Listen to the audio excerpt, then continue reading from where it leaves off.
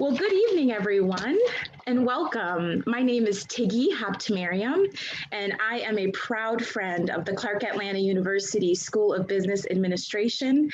It is so good to be with all of you again. We have a wonderful, wonderful session in store for you this evening, so I will not take up too much time with remarks here at the beginning, but to join us and welcome us as well, it's my pleasure to introduce the distinguished dean of the CAU School of Business Administration, Dean Sylvanus Udoka.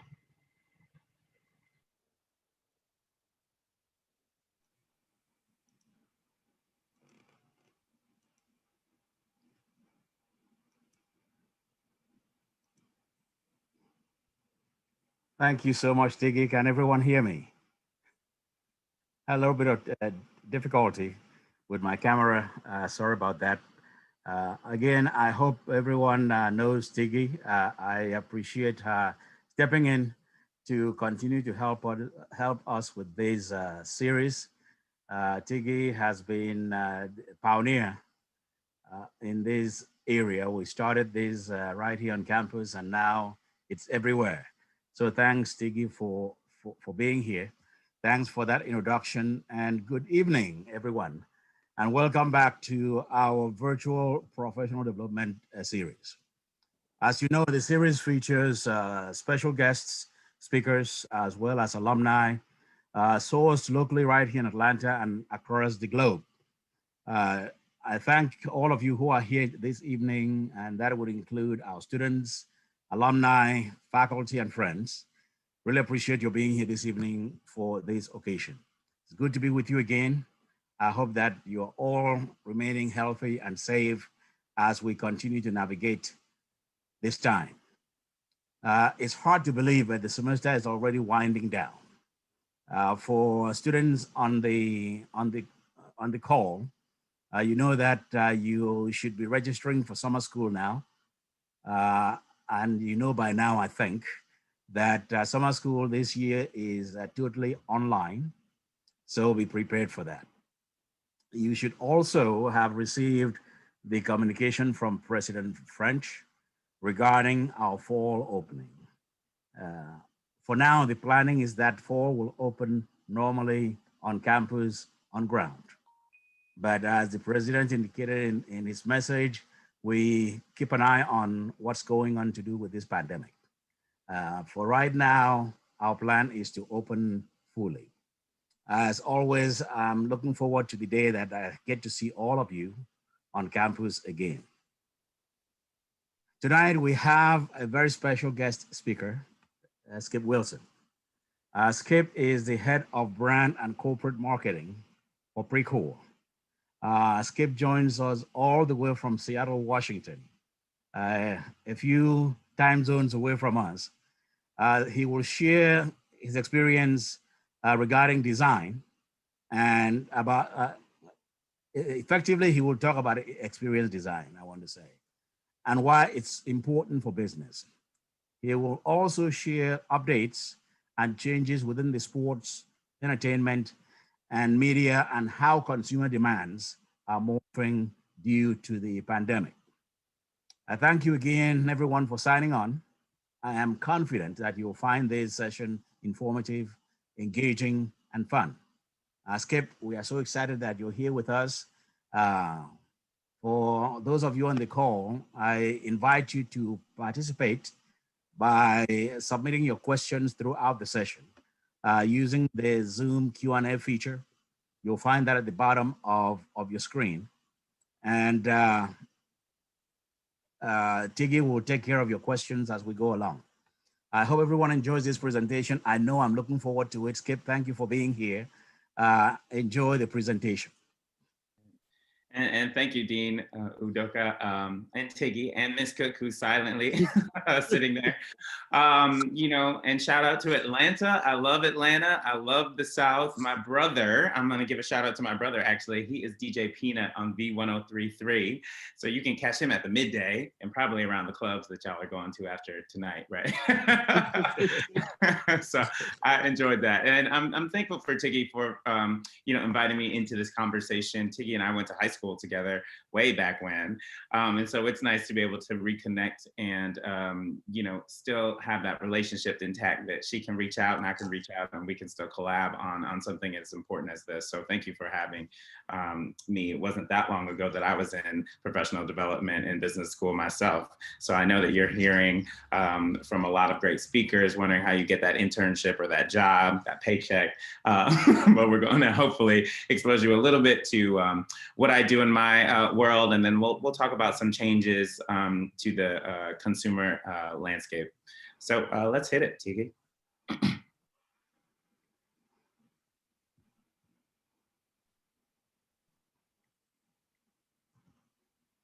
Okay, and let's go ahead to the next slide. So I'm going to take you through, in pure MBA fashion, the agenda for today. I'm going to give you a brief background into what I do and how I kind of came up in this environment. We're going to talk through PreCore and our brand positioning. So some of you marketing folks and strategy folks might be really interested in seeing if your curriculum matches up with how this works in the real world. And then we're going to talk a little bit about what experience design is, the ability of us to market experiences and not just product features. And I'm going to take you through real world examples about, my 2020 marketing plan, which I had spent months developing, and then pandemic comes and what do you do? How do you continue to market when people can't necessarily buy things, or buy things, they're no longer a priority in terms of share of wallet. And then we'll talk through industry trends. And towards the end, I think we're going to have a Q&A discussion, and I'm going to give you a little bit of, opportunity to, ask some direct questions and talk how you land that job, how you land that internship, because we know we're in business school for a reason, right? And it's expensive. So we're going to make sure you get that return on your investment. So next slide, Tiki. So I am fortunate enough to serve as Global Director of Brand and Communications for PreCore. If you've read Forbes last week, I was busy with an announcement in that PreCore, my company, has been acquired by Peloton, another fitness company. And so PreCore is responsible for a lot of the fitness equipment that you would see sold into, your health clubs, your fitness facilities. Maybe it's, at a hotel. So largely a commercial B2B focused brand. And our mission is that we develop personalized fitness experiences that help people live the lives that they desire. And next slide, please. But before we launch into that, I want to just give you, my credentials. I grew up in Michigan, obviously with Tiggy, in East Lansing, Michigan. And from there, I had a passion for music. And so music is what actually ended up taking me out of Michigan. I studied music in Nashville, Tennessee, just up the road from you, a couple hours. I studied clarinet and saxophone. And so music has run in my family and in my career. It's kind of the running thread, is that I will always go where there's a great music community. So Nashville is one of those towns that got me there, and I got hooked on country music as well. I then went to Tulane University to get my MBA. I studied consumer behavior, which I'm not sure is a discipline within Clark Atlanta, but it's basically the insights arm of marketing and strategy. Deals with kind of the qualitative and quantitative focus, the things we need to make a really sound strategic brief that will inform your marketing and execution go-to-market plans.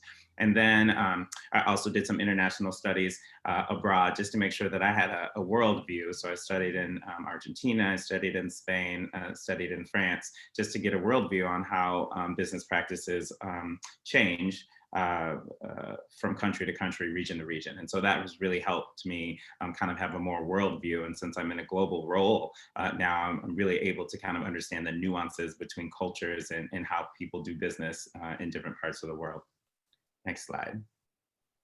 In terms of my professional experiences, I've had a lot. And I would say that I started out in entertainment in Nashville, Tennessee at Country Music Television, which was a division of MTV networks, including BET and VH1, Comedy Central, and Nickelodeon. So I was got my start in experiential marketing, which is the event side of country music television. After business school, I actually spent some time at the agency in Dallas, the Richards Group agency, where some of my clients were Home Depot, Fruit of the Loom, Motel 6, and Chick-fil-A, very own Chick-fil-A in Atlanta. So yeah, I worked on the campaign for the cows. The cows are mine. Did my MBA internship at Ralph Lauren and luxury products in New York. spent some time in integrated marketing at Sony. So working across that whole enterprise to bring Sony Electronics, Sony Pictures, Sony Television, Sony PlayStation, and Sony Professional products to the table in terms of forming one go-to-market strategy that would help all of those smaller divisions within the large enterprise. And finally, that rounds me up to where I am today, which is Global Director of Brand and Communications for PreCore, and now Peloton Commercial. So a wide range of experiences here. And I say that, maybe as you're trying to carve out your path, as my path is non-traditional, it's non-linear. It blends not only experiential marketing, but sports marketing and product marketing. And I think for me, having been a generalist and having to serve in these roles, it has now brought me to a point where I can lead a team of all of those disciplines. And so when you're carving out your career, just know that it doesn't have to be linear, and it's okay to hop from thing to thing, because what you are doing is each of those experiences is giving you that toolkit that you'll need to lead a team of these disciplines. So next, please. And tangential to my kind of professional career, I have been an indoor cycling coach. I have been a yoga teacher. I have taught group X and an athlete. And so I had always had my side hustle, because we all need a side hustle, particularly in today's economy. A side hustle, getting that beer money, was really teaching at some of these clubs, which you all would know, particularly Lifetime, I think Equinox is in Atlanta, and then some of these boutique studios. So this is kind of blending my personal passion with my professional goals. And that seems to be the pocket that I play well in. Next. So when I joined PreCore, and I've been at PreCore just about 4 years, I really came in as a brand strategist, and the PreCore, which is a 40-year-old company, started with the rower 40 years ago, really had been in the market in terms of the commercial fitness market for 4 years and just needed help refreshing its brand. So I came in as the person that was going to lead this brand exploration. And I'll tell you, I moved from Los Angeles to Seattle, which is not like the sexy move that we think it is. But as a marketer, the opportunity for me to take something that was well established in the marketplace and then redefine it and make it my own, that's kind of the carrot that I've been chasing. And that's what you want to do as a marketer and as a creative, is really be able to put your stamp and have your impact known on a brand. And I find that that's easier within medium to small companies than a company like Sony that has 10,000 employees and literally a person to do one small thing. So I think the impact that I have on this organization is what allowed me to jump at this opportunity. And so I'll show you a little bit of the work that I was able to execute with those goals. So let's talk about the PreCore brand positioning. Next slide, please. The ask, what I actually was hired to do, the objectives, if you're really writing a brief, were to investigate the perception of the PreCore brand and its relationship to the top competitors. We wanted to gain a strong understanding of our competitive advantages and identify those strategic opportunities for further exploration. And the end goal in terms of marketing was really to reinvigorate the PreCore brand by constructing a dynamic brand story and a unique value proposition. So these are all things that I'm sure that you've heard in your classes, your strategy classes, your marketing classes. These really are important when you go to make any kind of long-lasting change to a brand. You really need to do the research to understand where you fit and where you're going, because that positioning is kind of your North Star for whatever comes out of that research. So it's really, really important. Next slide, please. So I'll tell you a little bit about the research scope. So we launched our research in September of 2018.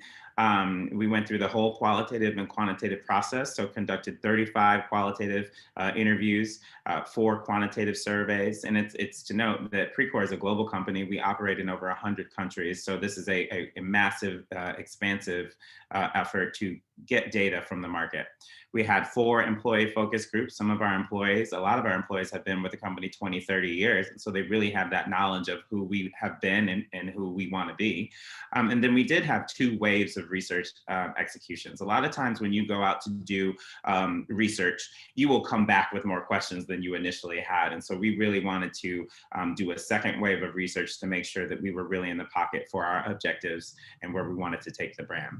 And then obviously we have had a review of historical data. So any data you can get your hands on that's free that you already have, whether that's SAP, you know, whether that's anecdotal, whether you've done a study that's 10 years ago, you have that primary and secondary research at your fingertips. And then we did want to have a review of industry and societal trends, because while I'm responsible for one business, right, within the world, there are things that affect that business. And that could be government regulations, that could be tariffs, that could be staff, that could be increasing minimum wage. All of these impact the reality of where my brand can go. And so you do have to have a handle outside of your industry on what's going on in the business community and in society.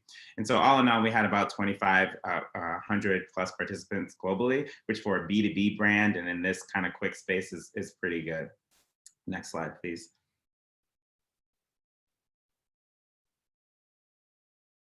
So let's talk about competitive brand perception. And competitive brand perception is how your customers describe you. It's how your brand shows up in the marketplace. And these are some of the competitors that we're dealing with in the fitness space. Life Fitness was largely viewed as the safe choice. Techno Gym to the right of that, really it was a style and sophisticated brand out of Italy, really kind of luxury, high end. Matrix would be the value player in the market. So, you know, they're a fast follower, but they produce relatively quickly. And, you know, if you are trying to save a buck, Matrix is a nice a solution there for your fitness needs. And then there's PreCore. And what we got back from our research is that people didn't really have a definitive understanding of who we thought we were and what we stood for. And so my job is actually to define that for our customers and our audience and to make that really well known. But in order to do that, we really need to figure out what is a unique space to go after. Because if I took PreCore and I said, oh, we want to be the style and sophisticated brand, there's already somebody that's captured that in the marketplace. And it's very difficult to try to shift people's perceptions away from what it's already taken. So we have to find a unique position and then something that is true to what PreCore is and where it's going to go. Next slide. So what we learned, I'm going to summarize this about the PreCore brand and all of this research, is that PreCore is viewed as a trusted partner. We were steady in terms of quality, but dull. We were so boring, right? And one of the verbatims from a customer interview, we were called the Paul Ryan of the fitness industry, which is hard to hear, but, you know, it really kind of sticks in there. Paul Ryan, you know, he might be invited to the party, but he's definitely not going to be dancing, right? And so we want to be dancing. And so I'm all for shaking things up. And so that was one thing that stuck with me. We learned that we had a very high quality product compared to our top competitors, which is a great thing. Our service and support are standouts. So we have probably a net promoter score that's in the 50s, which is really, really high, which is excellent. And that's a customer service note. And in my industry, when you're dealing with tens of thousands or hundreds of thousands of purchases, service is really important. Also important is our sales team, the relationship, the person that's handling that face of the brand is really important in having that brand recognition. So if you can have all of the fancy marketing assets in the world, and if the person that is dealing with your customers is off brand or provides a poor experience, you will break that trust with your customer and they will not come back and you will not have customer loyalty. Our products were not perceived as stylish, and that's mostly due to paint color is what we found out. So we changed actually some of our colors, some of our offerings. We were offering kind of this muted gray color that looked more like 1980s hospital. And so now we've gone to all black, a change based upon actual market research. We viewed ourselves previously as very innovative, but the customers told us that their perception of innovation at PreCore was mixed. So we are credited for creating the world's first elliptical, but nobody was able to kind of communicate what we were able to do since that, and that happened all the way back in the 80s. So we're not as innovative or perceived as innovative as we are. So we really need to highlight these things in some of our marketing messages to make sure that that is coming through. Cardio equipment for us, even though we manufacture strength, functional, and at-home equipment, our cardio equipment reigns supreme. That is our competitive advantage. So you want cardio equipment, you come to PreCore, it doesn't break down. You can have it 3, 4, 5, 10 years, and you're still gonna have a nice product. It offers value from the first day inside a club to the last, is what we like to say. And then what are our opportunities? There's the opportunity for us to provide more than just product. And that's what we're going to talk about in the experience design section. Next slide, please. So I'll give you a sampling of the data. When you do your qualitative research, and those qualitative research really are, you're interviewing those stakeholders, you're interviewing customers, you're interviewing employees. And what this allows you to do is to kind of get a picture for where you want to go in your qualitative research. But then actually, when you come back to trying to validate, right, a strategy that you're going to employ, you can actually reach back out to these people you've interviewed and get a little bit more clarity. So here's just a sample of some qualitative data. We won't spend too much time here, but go ahead, next slide, please. And then equally as important for marketers and strategists, and I'd say accountants as well, is actual quantitative data. And I think people have a misperception of marketing that it's all fancy colors and that it's all photo shoots and that it's all hanging with Beyonce all the time, and it's not. I'll tell you, 75% of my day is actually getting in the weeds of numbers, which is something that I didn't have a passion for before business school, but it really does help you have a marketing strategy. So this slide, we're basically showing a criteria of importance. So we asked our customers, rank these certain attributes in the order in which you would prioritize them. And then on the in the PreCore rank, just to the right of that, we said rank how PreCore stacks up against that. And so what you are actually trying to do in a perfect world, the criteria of importance would match how your brand ranks, and any kind of delineation or difference there would be something that you probably need to shape up, because this is how people are trying to buy equipment and the heuristics and process that they go through and thinking through what is best value for them. So I'll tell you, here's an example. Number 3 on the left, warranty. That's listed under the PreCore rank as number 8, which means we don't have a competitive warranty in the market. And we actually made some changes based upon this research to make sure that our warranty was competitive. And so those are the changes that you'll have to make, not only in your marketing plan, but probably to your business operation to make sure your marketing plan supports the building blocks of the business. Next slide, please. So after that, our key brand insights, PreCore has a strong foundation in building relationships, being honest, delivering quality. Competitors have established strong perception in safe choice, superior style, and value. Customers value what PreCore is best at, which happen to be service, support, trust, and quality. And there's an opportunity for PreCore to take out a stronger position and to stand for something more clear. These are basically the summaries of all of that, years-long research that really helped inform the brand positioning. Next slide, please. So not to get too much into the theory of brand positioning, but I do think it's important that we all understand brand positioning and what it means. Brand positioning is basically a brief description of a product or service or target market and how that product or service fills a particular need within that target market. It's meant to be used as an internal tool to align marketing efforts with the brand and value proposition. So your positioning statement is not necessarily an external facing campaign, but it is a North Star that guides your activities. So let's go on and see where we ended up with our positioning after this research. PreCore brand position. Who we are a collective of proven fitness experts who are always learning and always striving for better. What we do, we promise to use and share our expertise, knowledge, and collective, our experience, knowledge, and collective expertise to help you win in business, you being our primary customers. Why people choose us? These are called the differentiators. People choose us because of our quality, and I don't need to explain what that is, but our people, and that includes our customer support, installation teams, you have our cell phones when you need it, and experience design, which we're going to get into a little bit later. And experience design is more than just our product features. It is thinking about a holistic, a macro approach towards selling experiences. And who are we for? Our audience. It's important in a brand positioning that you have a clear hold on who your audience is. Our audience are for operators, fitness operators, striving to deliver the best possible experience in their facilities. And so here's the difference. A lot of brands will go after everyone, right? PreCore does not go after everyone. If you want us to be the lowest cost player, that's not for us. That's matrix value position. And that's because we have to charge a certain amount to make sure that we have quality. We have American manufacturing. Some others will manufacture offshore, and they're able to turn around a product, but that product either breaks, doesn't last as long, or is cheap, or the service isn't as good. So we have identified our audience our audience by what they value. And then the mindset.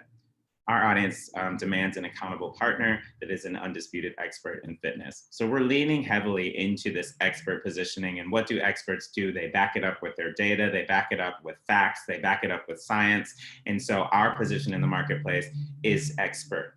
So moving on to that next Foursquare, I believe. So in an ideal world, we come back to this research in 3 to 5 years, and our customers are telling us that we now have a brand position, proven experts, that they know what we stand for, that we back it, our executions, our products, our experiences up with science, with data. And so we're kind of taking a wider approach towards looking at what that looks like in the marketplace. Next slide, please.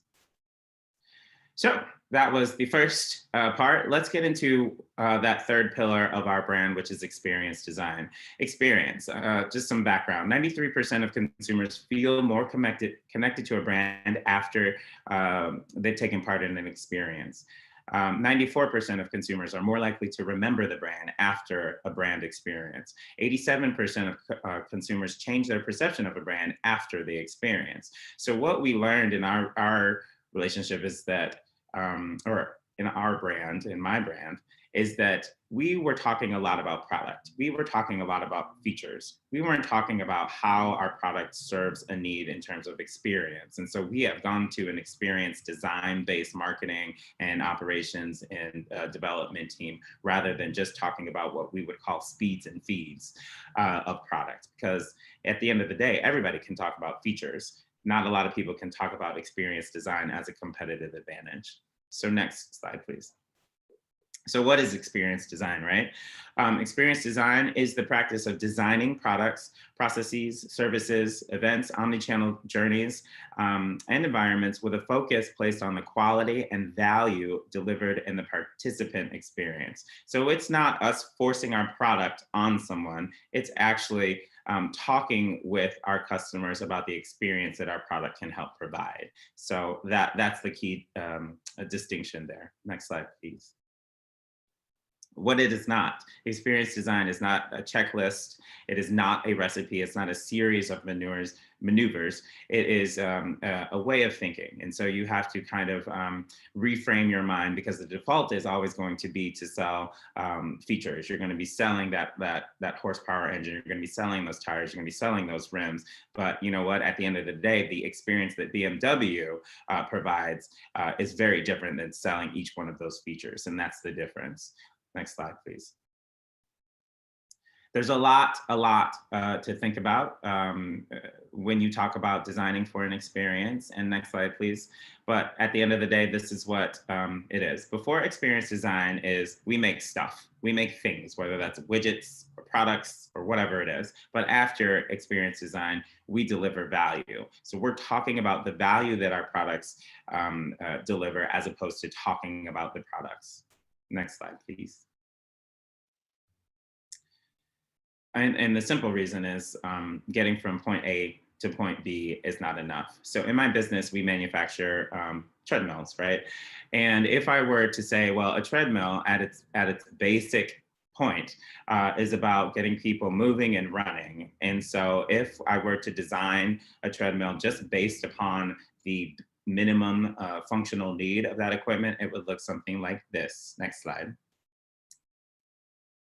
And so this accomplishes everything that a treadmill really at basic needs to do. It allows you to walk and allows you to run, but it doesn't have all of the fancy widgets that we have added on, such as the console that allows you to connect to your Netflix and your Spotify and get your music. It doesn't have safety arms so that you aren't falling all over the place or that your kids aren't climbing on it. But this is an actual product in market that meets a basic need. But what this does not do is provide anything else beyond the basic need. And that's when experience design comes into research and development, and then also flows through into product marketing. So let's go on to the next slide, please. Let's talk about some real examples that you may have encountered yourself. And I probably should have changed this slide, just knowing that y'all are in Atlanta, and I should have made it Delta. But you know, you think about air travel. when we could travel, and the difference between business class and the difference between coach, right? And essentially the whole plane is getting people from point A to point B at the same exact time. But what is different about this and why you can charge a premium for it is because in business class, you just have a better overall experience. The drinks are better, the food is better, people smile at you actually, you know, when you get in there, you can lie down, you're getting chocolate, you get a nice dot kit. And then when you move into coach, you all know, like, I know, get it today. They herd you like cattle, they don't want to mess with you, right? And so the experience, the reason we have business class is because people pay a premium for the experience. And so by focusing on the value that you get, I'm able to charge a little bit more for my services and products because we offer a full experience. Next slide, please. Similarly, Domino's, right? Domino's Pizza is okay, right? Like, I think everybody's had Domino's Pizza, but it's nothing to write home about. But where Domino's actually has made way in terms of its brand is with the creation of its pizza app. Many moons ago, you would, you know, use your home phone, your corded phone, to call up the pizza place and order your pizza, and then they would say, "Oh, well, it'll come in 30 minutes, 35 minutes," and it would show up on your house or at your house. Well, now you download the app. You know, you are able to see your pizza where it is, whether it's in the stove or on its way. You can make those modifications via the app. You don't have to talk to anyone, which is a huge thing. So just by adding kind of a technology component to Domino's business model, they have helped drive a competitive advantage, which is not their core delivery. So this app really helps customers with the experience of ordering, and then also access to information about their order, and that improves the overall experience. And so this app, this ordering, is now a competitive advantage in the marketplace, and many of the other businesses and the pizza chains have had to adapt to this way of ordering simply to stay competitive. So when we talk about the experience, it's not only talking about the pizza, it's talking about how people receive your pizza. And so it's thinking more broadly about the solutions that you're bringing to market. Next, please. When ignoring experience design can cost you, a Sony versus Apple story. And I've worked at Sony in electronics, and so this is one that's close to my heart. Next. Sony, what you need to know about the enterprise of Sony is that Sony, the conglomerate, is made up of Sony Electronics, Sony PlayStation, Sony Pictures, Sony Music, Sony Television, and then there's a B2B product solution that would sell items into things like hospitals or engineering and manufacturing firms. So it's a large, large company that's been around for over 100 years. Next. And y'all might not be old enough to remember this. Y'all might not know what this is, but this is a Sony Walkman, and this was hot back in the day. It had a market introduction in 1979, retailed for $150, which in 1979 was a lot of money. Tiggy, you know. It later evolved into the Discman, which played CDs, which you'll see on the lower right there. And Walkman was introduced into the Oxford Dictionary in 1986. It was so successful that it became kind of the generic term for this category of product. So that is a success there. Next slide. And so when we think about Sony's business model and what it had access to at the time, is it had access to media.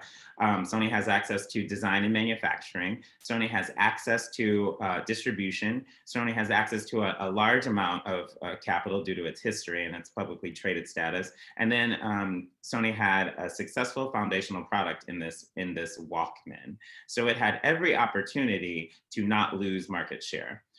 Next. Enter Apple's iPod, and this is where Sony went a little wrong. This had a 2001 market introduction. It retailed for $400. There were 400,000 units sold within its first year, obviously led to later iterations, the Touch, Nano, iPhone, and it's credited with driving Apple back to profitability and feeling success. Apple had previously been on the verge of collapse prior to this reimagination of its business. And so this one product will change the whole trajectory of Apple's business. Next slide. So when we talk about, the features and what the devices do, both provide users access to music. One did cassette tape, one was digital, one had an AM, FM radio, the other had 1,000 songs in your pocket, which was genius in terms of marketing. Nobody could even compete at the time. One was AA battery, one was rechargeable. Sony's Walkman at the time of the Apple introduction was big and clunky, heavy by today's standards. iPad, while I would view that last iPad as now big and clunky, at the time it was simple, sleek, and it could fit in your pocket. Sony offered limited color selection, and that yellow was really iconic for it at the time. But Apple also offered, in its launch, only white, limited color selection at white. So next slide, please. The difference here is that Sony was vertically and horizontally integrated. So it had expertise in music, expertise in audio design, expertise in electronics distribution, access to capital, and a successful foundational product. So it really should have evolved into the iPod. It missed the boat. Sony missed the boat. Apple had none of these at the time, except for access to capital, but it was really exploring a new business unit.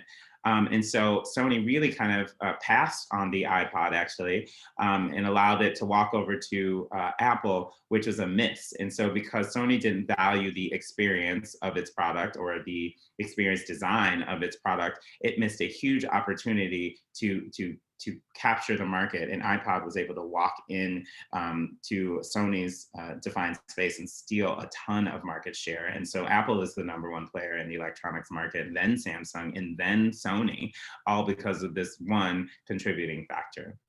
Next slide. So simply getting from point A to B isn't enough to remain competitive in a tough, evolving market. And that's where we marketers and strategists have to always think. We can't rest. We need to understand what's going on. We need to do the research, read the articles, talk to influencers, and be able to at least be on a schedule for reimagining our business. Because if you rest too long, somebody will come in and steal your market share. Next. And you can go ahead and click that animation there. So this is a timeline of Apple from inception to kind of where we are today. And that red line is where you'll see the actual introduction-ish around kind of where the iPod came in and the products and how it really kind of changed the trajectory of Apple. And honestly, that's something that is a perfect case study. If you haven't read it, I would go through and just kind of, research how Apple was able to come back literally from death to be the #1 brand in the market today. Next slide. So I too had my own marketing plan in 2020. We kind of typically at PreCore, we go through a period which is 3 to 4 months of us understanding what the building blocks are for the business. That means how we're going to remain profitable, what products we're going to bring to market, how those products get to market, what are the timings, what are the constraints, how do we source those materials, and that all is going to be reflected in an annual marketing plan, which I, as a global director, am responsible for, right? So a couple of things that were coming to market in 2020. We had a brand new 21-piece strength line called Resolute that was going to be rolling out. And next slide, please. We also talked about those new colors. We went to what we call black. I call it murder, but black on black, really nice finish, which was a nice undertaking and a nice product refresh of things that were going to be coming to market, which we were super excited to bring to our customers. Next. We were going to introduce a small boutique training solution called Studio 7, basically meant to compete with, the Soul Cycles out there, the Barry's boot camps that are out there. Next slide, please.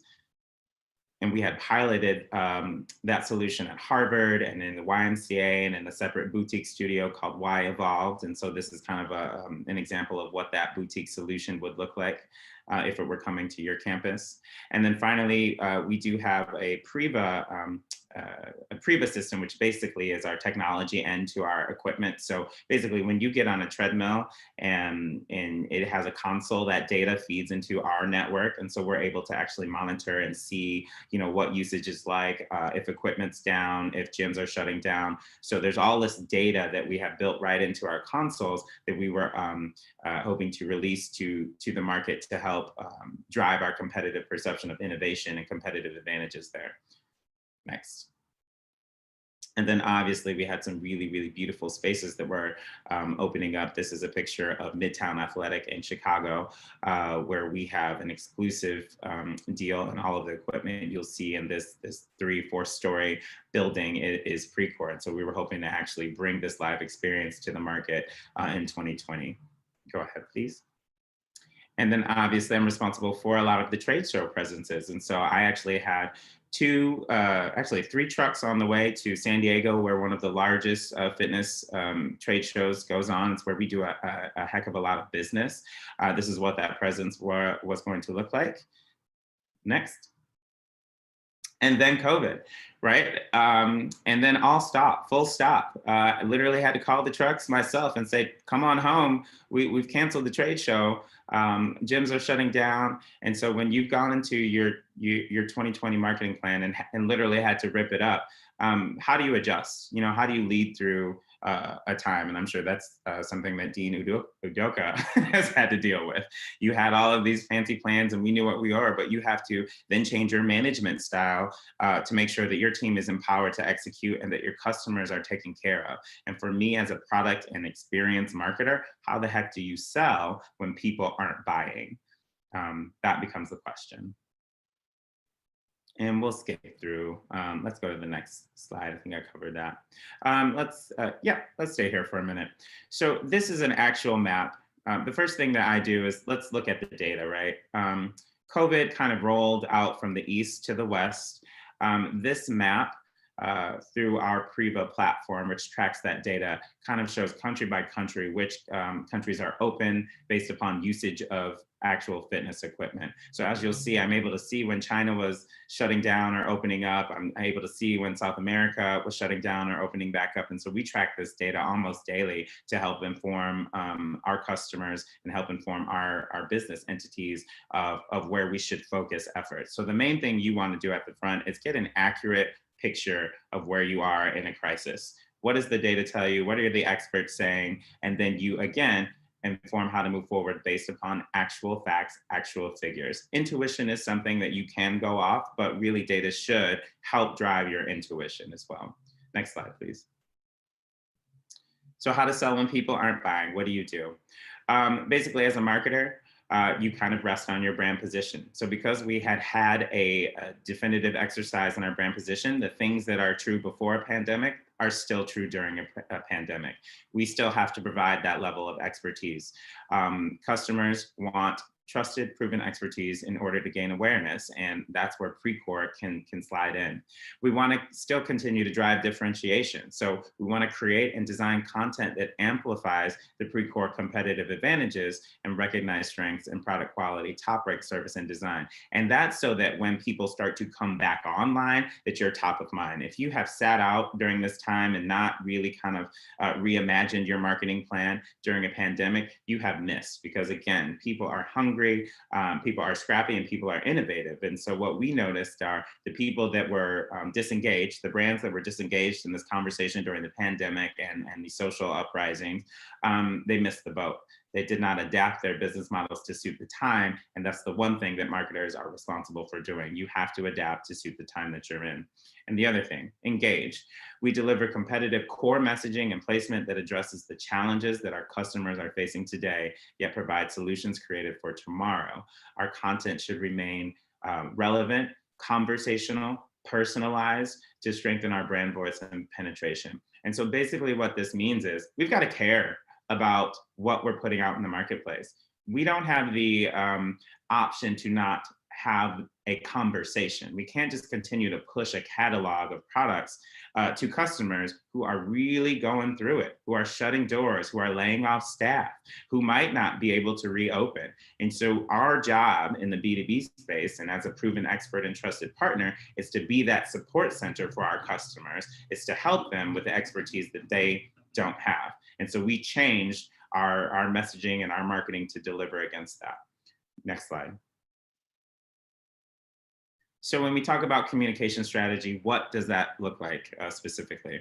We have to support our building blocks. So we support the building blocks with the creation and deployment of dynamic, relevant, and engaging content that is consistent across all customer touch points. So one of the main things that we did is to say, we know that we're not going to hit our sales target this year. What's really important to the business, and how do we blow that out and not offend our customers? So support the building blocks that you've reestablished by creating actual interesting content that forces people to take interest in your brand. The other thing that you can do when during a pandemic is to drive brand perception. So we need to strengthen and unify the brand perception as a proven trusted expert within the industry. And we need to leverage that data, proof points, success stories, and reason to believe. So a lot of what we're doing in the marketing team is saying, okay, I'm leading the brand, but it's more powerful for me to provide a testimonial from someone who's respected within the industry rather than me give it. So if I have, the leader of Equinox or the leader of Planet Fitness or the leader of Hilton Hotels stand up and talk about how PreCore is a great partner and how they want to continue to work with us through the pandemic, it's much more strong than me putting out any additional campaign message, because it's a third-party resource. And so we leveraged our partners to help drive exposure for our brand. The other thing, deliver compelling creative. Our brand has to improve its quality and perception of quality by still having beautifully put together messaging campaign. It has to be really tight. It can't just be quickly made from stock video or featuring, imagery from 5 years ago. We really have to drive this perception of quality. And then we need to increase reach with key influencers. Again, managing relationships with media professionals, strategic partners, and industry influencers to gain further reach and penetration of the market. And one of the things that we were able to do as a fitness company is to leverage a relationship that we had with the NBA. The NBA at the time was going to go into this bubble and have its season at the bubble. Well, PreCore was able to step right in as a corporate partner and provide actual equipment, for the NBA. And there's a funny story about LeBron James having a treadmill in his room, and that treadmill actually did have to be serviced in the middle of the night. So we went into the bubble and serviced this treadmill and got it underway. But what that allows us to do is to say, look, NBA is struggling through this pandemic and working towards solutions, and they pulled in a really expert partner in PreCore to help consult on here's how you operate. And so we're able to leverage the strength of the NBA relationship with our history of quality and innovation to drive brand perception, even though we're not selling as much as we would like to. And the other thing that we need to do is to use one voice. Consistency across all touch points is key in any marketing team, any strategy. But it really means, taking that 360-degree approach towards marketing, you really have to have consistent message. So whether you're visiting us on Instagram or Facebook or .com or across EMEA, APAC, or the Americas, we all should be speaking the same language, and we should show up speaking the same language. And so that's one of the things that we did too, is that we had a really clear, consistent way of messaging for all channels during this pandemic. Next slide, please. Again, we talked about unifying messaging across channels, which is important. So you'll see on the right side, all of kind of the channels, some of the channels that we operate. How does this help? The other things that you can do are make it easier. We've got to take a look at where PreCore does not perform the best, where we have clunky messaging, or it's clunky for our customer base to get into contact, and remove those barriers. And then for us, we also highly leveraged video. A lot of what we did was not in text. It was not in fancy campaigns. A lot of what we did actually were Zoom calls like this with our key customers, just making sure that we heard their concerns, and then we built actual executions around those concerns that we heard. So showing that you care in these times is really important. And let's go on to the next slide.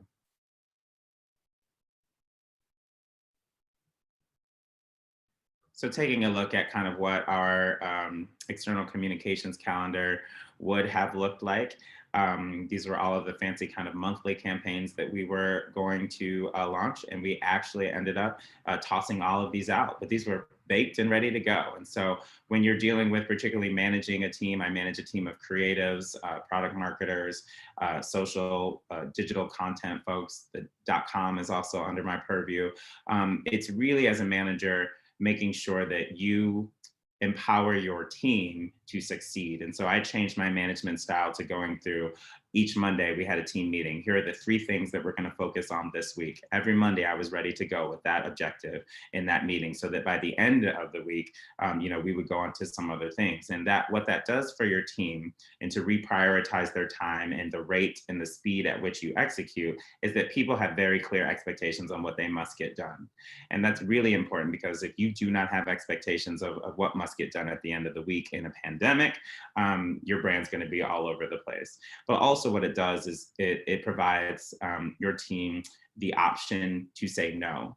Because a lot of times that when you cannot sell, marketing is the only team that can do things, because we have access to email, and we have got access to Google ads, and we've got access to .com. And so there's going to be a lot of, can you do this? Can you do this? Can you do this? Can you do this? And if you have those 3 priorities that you said you must do by the end of the week, you're able to drown out all of that noise, because you've got that focus. And so that's one of the changes that I made during the pandemic, is to really get myself together on Sunday night so that I could be there with those clear deliverables and those clear priorities on Monday morning. And we still are operating in this smaller, agile way today. And I think, honestly, it's made us a stronger team, because it forced us to be better. Next slide. And simply, here's what it is. This is it. Brands that don't adapt will fail. Agility is the new way. And I think this is across all sectors. This isn't just fitness, but this is restaurants, this is education, this is travel. If you have not addressed changes in consumer behavior, changes in expectation, if you have not addressed that the old way of doing business is not necessarily coming back tomorrow, even after this vaccine, you will fail, because it's just different. So you just heard Dean Udoka talking about summer school is going to be all online. Well, the expectation probably after this year might be, I might have the flexibility to either participate online full-time or not online. I don't know that to be true, but I'll say in my world, we are no longer requiring people to be in an office if they don't need to be. And that's going to be something that's long-lasting change. And what that does for me is that allows me to actually recruit from across the globe, because I don't need to have somebody sitting in the office. So there's a benefit to me as a manager. And particularly, I had a team member who her husband was enrolling in grad school, and they were going to move to Minnesota.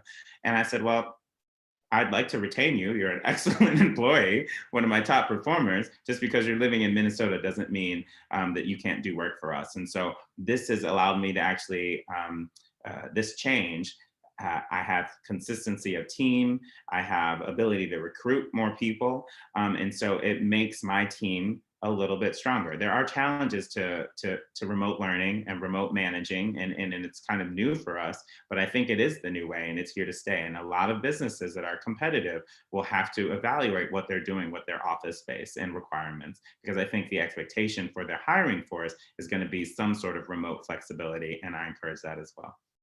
Next. The other things we had to do, in a position of leadership, and particularly, I'm going to assume I'm speaking to the majority of Black and Brown people on this call. When you are in a corporate environment and responsible for brand and messaging and how that brand is expressed, you do have a responsibility to have an awareness of what's going on around you. You can't just blindly be focused on selling fitness equipment or selling services. So the one thing that we did, I'll address what's on the left side of the screen, is we went through the CDC guidelines. We went through the local state guidelines. We went through the different country restrictions. We talked to experts about here's how you might set up your gym if you're reopening. And we basically did all of the homework for our customers and provided this really source of truth, this guide that would help our gym operators, our primary customers, get back on their feet. And this was a sprint exercise from the global marketing team, and so proud of that work, because that was the industry's source of truth, not just for our customers, but it began to be shared. And so suddenly we had experts from the science community reaching out to us, asking if they could contribute to this guide. So that was a success, right? That doesn't necessarily drive sales, but we're taking care of our customers. The other thing on the right side of your screen, you'll see at the same time of the pandemic, we have the social uprising. PreCore had never made a statement, actively been involved in this level of I would say reform, had shied away from having an opinion. And one thing that I was not comfortable with is us not saying anything, particularly as a Black man, as something that's happening. Seattle had been for a time an epicenter of I would say activity, the Pacific Northwest, and people were hot and heated. And I did have an expectation that we would say something. So I actually crafted our statement, actually crafted this messaging. This is my design. These are my words about how PreCore is going to respond. And so we did think we wanted to make a statement, but then there's also implications to how we operate. We can't just make a statement and not have actions to back it up, right? So then because we make a statement, I now lead the Diversity, Equity, Inclusion, and Belonging group, and we're focused on making actual changes within our culture to kind of address the filters that we naturally have in place for how people are hired and promoted within this organization. I flat out kind of had to tell our executive team, I was like, look, the executive team is filled with white men. We don't look any different, even though we've made a statement about Black Lives Matter. And so what are the actual processes and the changes that we're going to make sure that when we have those openings, that we open it up to a more broad audience to fill those roles. And so this is the process that we're going through now.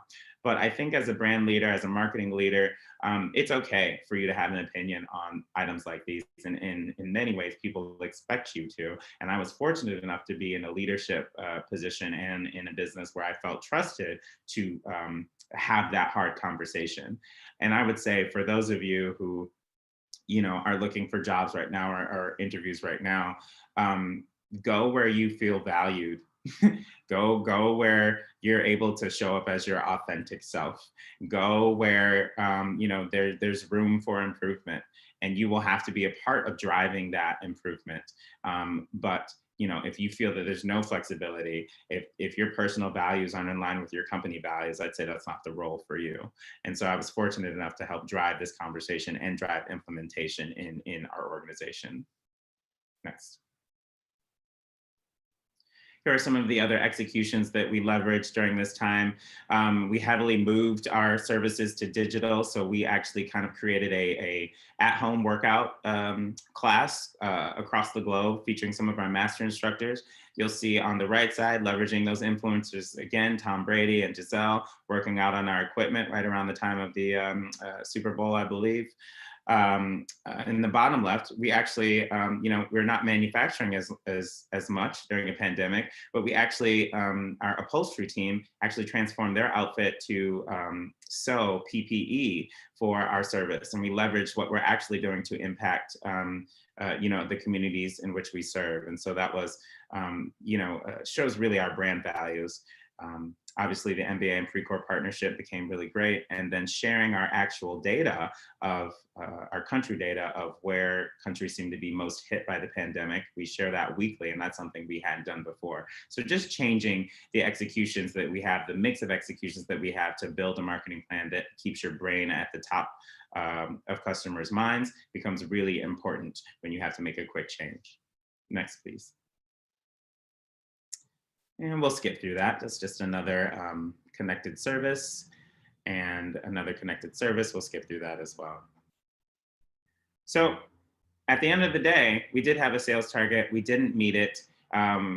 We were looking for opportunities to reimagine our business, and that's where Peloton comes in. We've recently been acquired by Peloton, another really, really popular fitness brand. I'm sure you're all familiar with it, but Peloton is really focused, or historically have been focused on at-home services. But if you think about saturation of market, there's only so many homes or so many opportunities in which to engage. And so Peloton's looking to expand into the commercial fitness market. So you might see, Pelotons at your school. You might see Pelotons within your hotel scenarios or your multifamily housing units or your apartments. So what are the opportunities for Peloton, and who's a partner who has expertise in research and development, commercial manufacturing, as well as the relationships to make that a success for Peloton. And so we've combined forces with a really strong content creator, which the industry is shifting towards. There's no longer just hardware and there's no longer just content. Customers are demanding this convergence of technology and hardware and software. And so this is the best of both worlds. I think in a merger and acquisition, it can be somewhat a hostile or scary process, but we each needed something that the other brand has. And so as we venture into this relationship, we're really carving out that strategic vision for what this means to be a change maker in the fitness industry. And I think you'll be pleased with what comes out of this relationship. Next. So let's talk about these fitness trends. What you will see, and I don't have my Miss Cleo crystal ball here, but what I believe that you will see is in extending fitness into the home. I think that's something that's here to stay. Customers during the pandemic have gotten really good and outfitted their house with a bike or strength equipment, or they're comfortable, taking a yoga class using their television or laptop. I think that's here to stay. I don't think that's a bad thing for the commercial fitness industry. I think we're reframing how we think about fitness and wellness as a whole. So it used to be, yeah, I go to the gym to get my fitness, right? And now it's like, no, I might do it at home. I might do it at the gym. I might track everything that I do on my Apple Watch. But wellness, this 360-degree approach towards wellness activities, which might include mental health, which might include nutrition, which might include sleep, right, are all part of this fitness equation. And so we have to figure out where we fit in. The other thing, convergence of technology and hardware for smarter solutions, this is the same. So it's not just running on a treadmill, it's running on a treadmill, tracking that data and sharing that data on Instagram so you get all those likes and features. This is a convergence of experiences across modalities and across channels that I think is here to stay. Consolidation within the commercial fitness industry. We're already seeing it. So our acquisition is not unique to the fitness industry. When you have too many players in the market, there's going to be some natural consolidation. And so what the pandemic has done, particularly on the gym side, like Gold's Gym filed for bankruptcy, 24-Hour Fitness filed for bankruptcy, is those players that were not well positioned for change had to file for bankruptcy. So you will see consolidation and within the fitness industry. We expect a bounce back from those low-cost providers. I think Planet Fitness is doing relatively well, and that's because their price point and their footprint is large. We expect a bounce back from those top-tier providers, which would be like your Lifetime Athletics and your Equinox, your high-end gyms. But we also anticipate a squeezing of what we call this middle market, which might be the YMCAs, the JCCs, all of the things that are kind of these medium price points. We expect a squeezing of those in a tough time in the next year or two.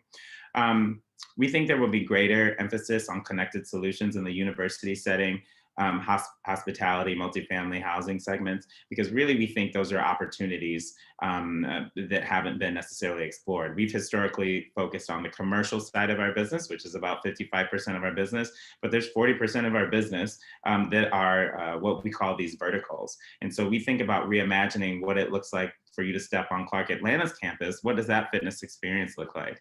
Because many people shy away from going to the fitness center, right? But if you had a Peloton bike or a small gym within a dorm, would you use that more, right? So we're reimagining what it means to focus on some of these commercial verticals and what that fitness experience looks like given the changes to demand. We expect consumer brands to enter the commercial space or licensed products. So you'll see that in the Peloton. Peloton has been a consumer brand, which means basically at home, but they're entering a commercial space, and that's because there's opportunity there. In terms of business operations, we expect smaller, more agile teams. So that means I used to have a team of 10 people focused on one campaign. I now have probably 3 teams of 3 people focused on 3 different things that will reach the market more quickly. And I think that's just an expectation, is that this is what's happening in the marketplace, and we don't have 6 months to put out a campaign. You got to put something out pretty much every 2 weeks, because that's what customers are expecting. We have a strong focus on emerging markets like APAC. APAC is a little bit less mature in its fitness evolution than the Americas. And so we will go to a market and hopefully capture market share by being the first or more dominant player in that market. And so what that looks like for China, specifically China, is an opportunity for us. Let's see, a simplification of product portfolio. So basically this means reassessing are we doing too much with our product experiences, or should we just dial it back and focus on a handful of things versus doing everything well? And I think you'll see that across many industries and not just fitness. Let's see, obviously an improved digital experience. The expectation now is that you have a slick interface like Apple and iPhone. And so they have set the standard. And so if your digital experience doesn't meet that expectation, or if your technology doesn't interact with Apple technology, you might be out of the market. And then a further blending of B2B and B2C models.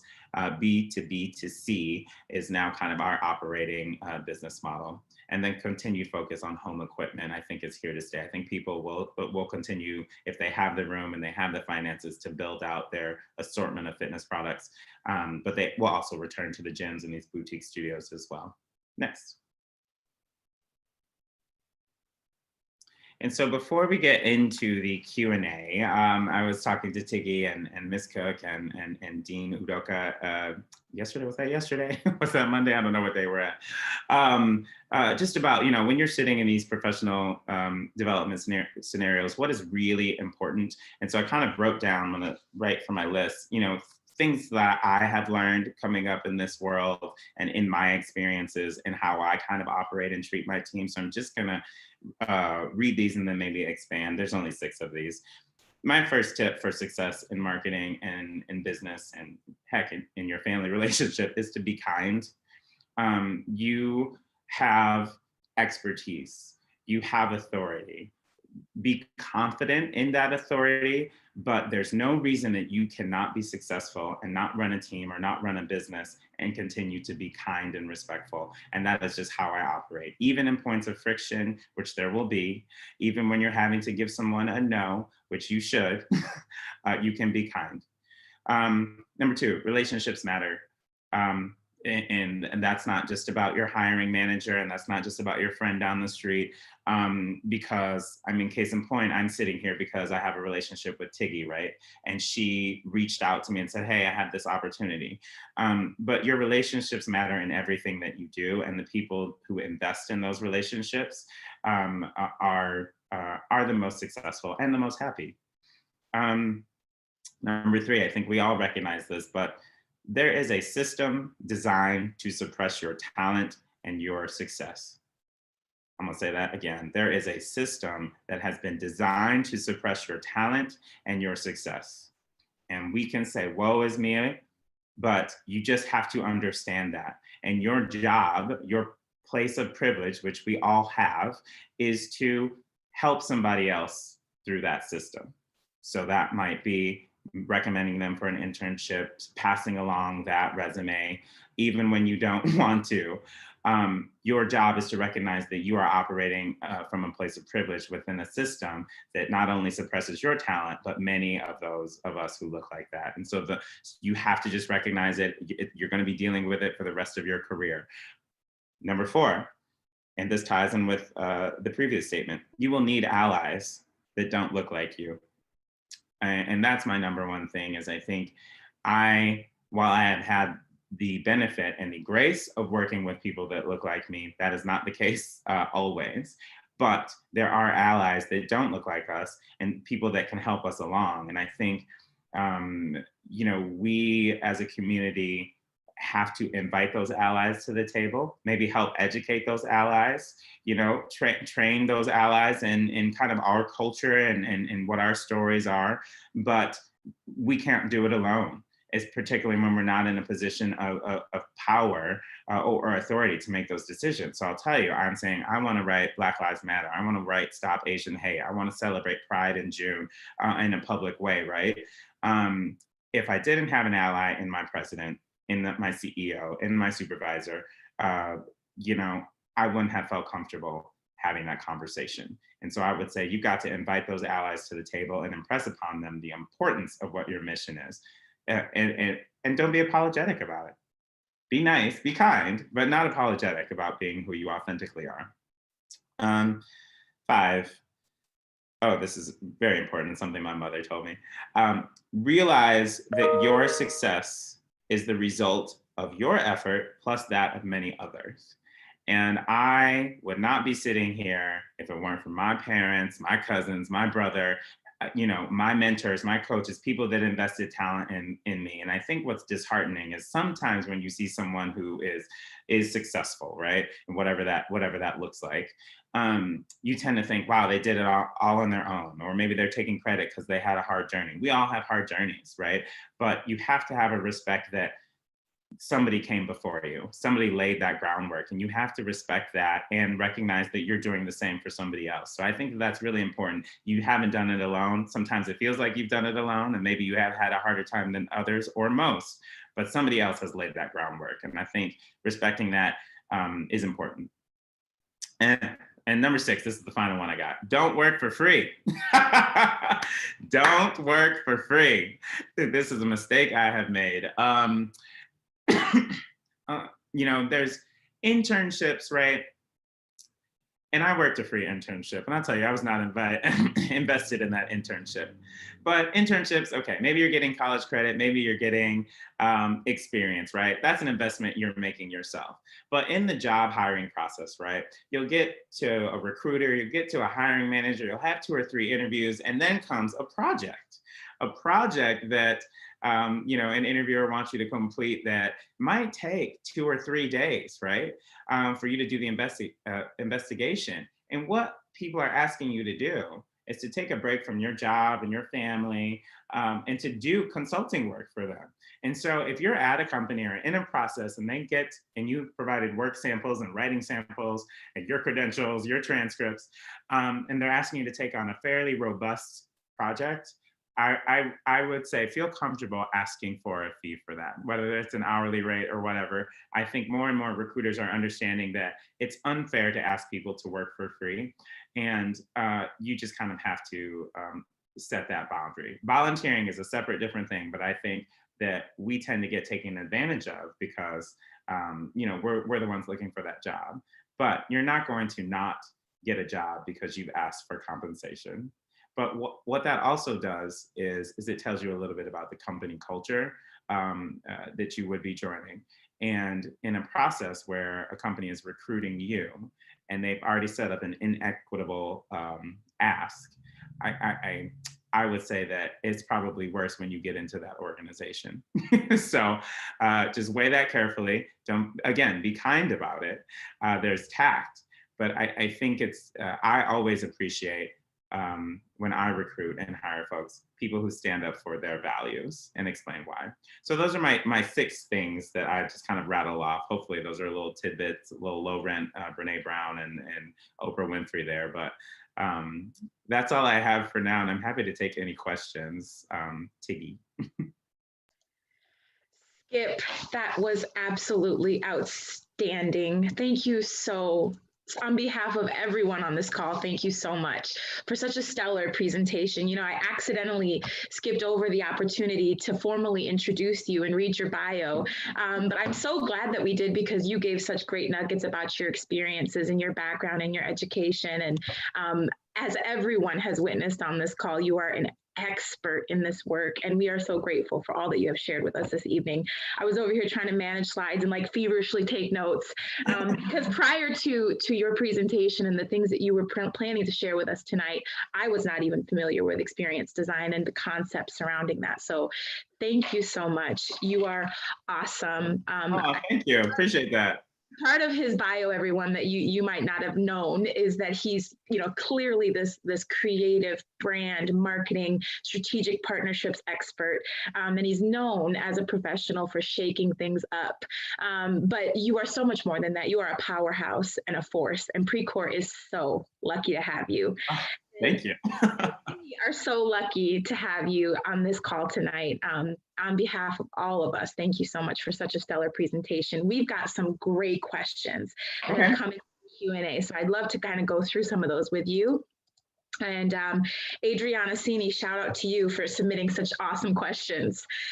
So I'll just go in order of the order that they came in. She writes, so finding a unique position relative to the marketplace is a prerequisite to truly defining who you are as a brand?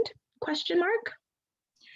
Yes, here's the thing. It's not, you want to capture a unique position because you will have an easier time communicating that value, that distinct value to customers. If you are to capture somebody else's position, you look like a copycat, and customer acquisition will always default towards kind of the incumbent in that position.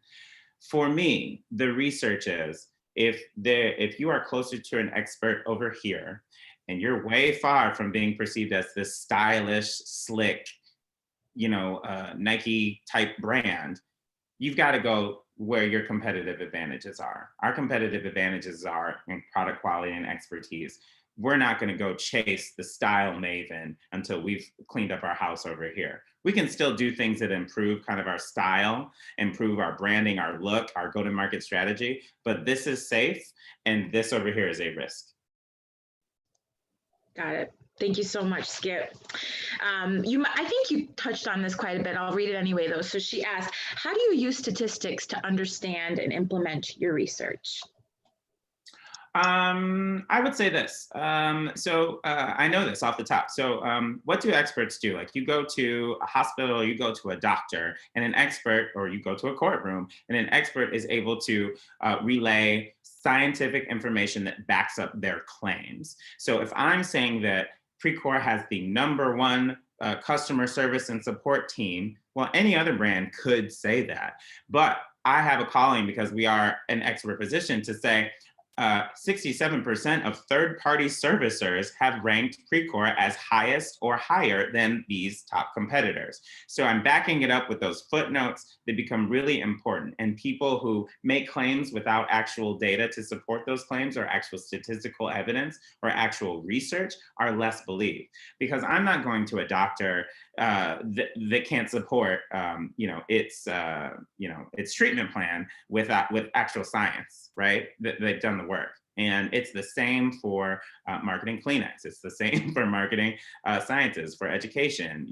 When you probably enroll to Clark Atlanta, you're looking at the statistics for what's the outlook on graduates of this program. Where do these people end up? How long does it take to pay off their student loans? What's the variety of classes like? These are all data points that customers use to make informed decisions. And so my job is to provide those stats and those data points to help tell that story.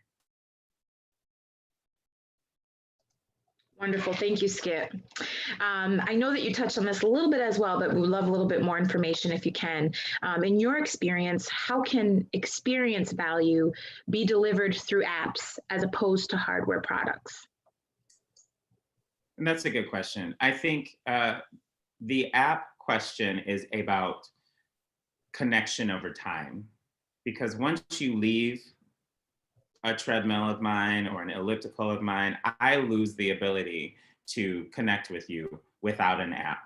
So I really want you to engage with my brand at all points during your journey. So you leave the treadmill and an app might say, great job, you've run 3 miles, you burned 200 calories, right? Then it might, when you get home, might say, look, I know that you ran 3 miles, here's some recovery nutrition information to go along with your salad and smoothie.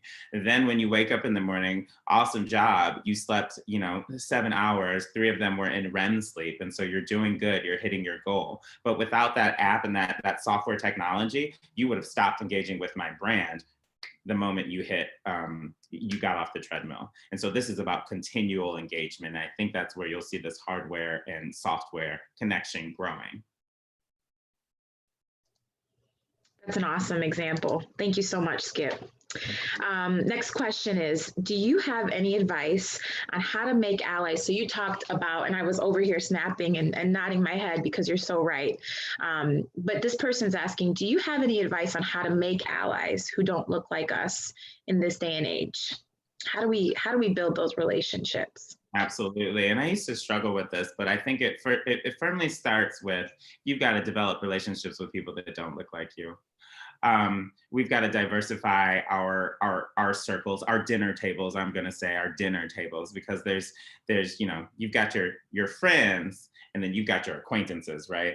I think it starts with us examining maybe how we are filtering out those allies. I do think there's some personal accountability there, and then inviting folks into that fold, because people are curious. People want to help. They're just awkward about how to do it. And I think we have personal accountability in recruiting people to our circles, and that's it. It's not an organic thing that's going to happen, but it comes with diversifying your activities and recognizing that we might need to, diversify our circles so that we know who that is. And I'll say in the corporate environment, it's a little bit easier in the corporate environment to identify people who are allies or not, right? Or who want to help, because they're going to be coming to you in a corporate advice for, your opinion or your thoughts. And I think that you showing up to your office authentically and professionally, you will draw in people who are looking to help support. So your job isn't to get in, a role and play it safe.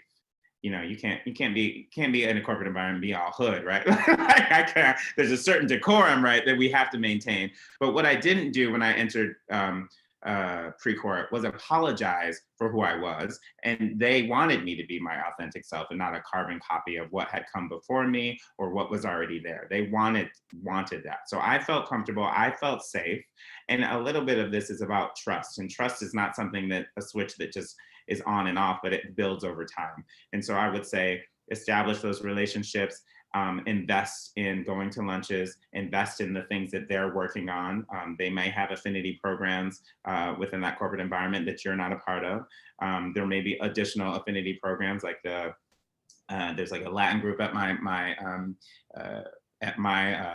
job. I can't talk today, but I will go to their events. They will come to my events. And so you start to just build this natural relationship. What I don't think it should be is necessarily forced, but you will have to put effort into it. I was just going to say as a quick follow-up, because everything you just said is perfect. But speaking from personal experience, okay, over the last few years, the struggle has been real on this topic.